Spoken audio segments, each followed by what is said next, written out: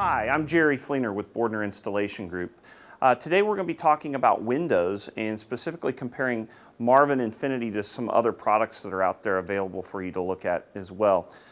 We know there's a lot of choices. We know that people don't really know what to put in their home, what's best fits their needs, what suits them the best. And so what we decided to do is we're going to put together a short video comparing products side by side so you can get an idea of what's out there, how things compare, and make some decisions for yourself before you have us out to meet with you. But first of all, I would like to talk about our Marvin Infinity.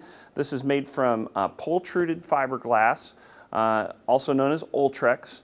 Ultrex is a product that has been around for about 15 years now, so it's been very well tested. This is the latest technology. In fact, you're starting to see more and more manufacturers come around and starting to use fiberglass because of its strength and durability.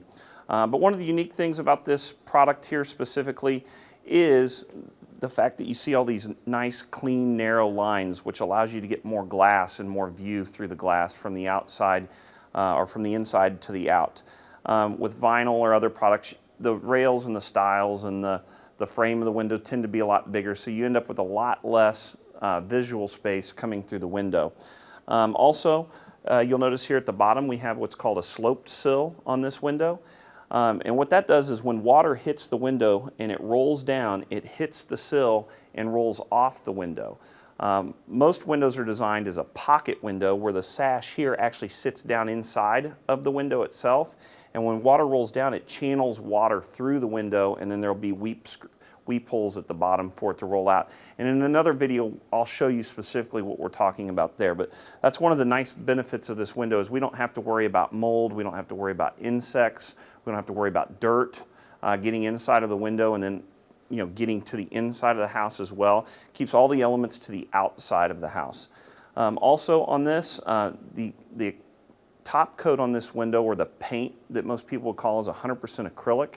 Acrylic's extremely durable and stands up to the sun and the elements very well. So we have very little fading that goes on over time, no cracking, chipping, peeling, and it allows us to do some really dark colors like the bronzes and browns that a lot of people would like to have on their home, but you really can't do with vinyl. And part of that is because of the fiberglass being so thermally set, it doesn't expand and contract, so we don't have to worry about problems like that. Now let's take a look at the Renewal product. This here is actually a very good product. There's not a lot that somebody could say bad about it.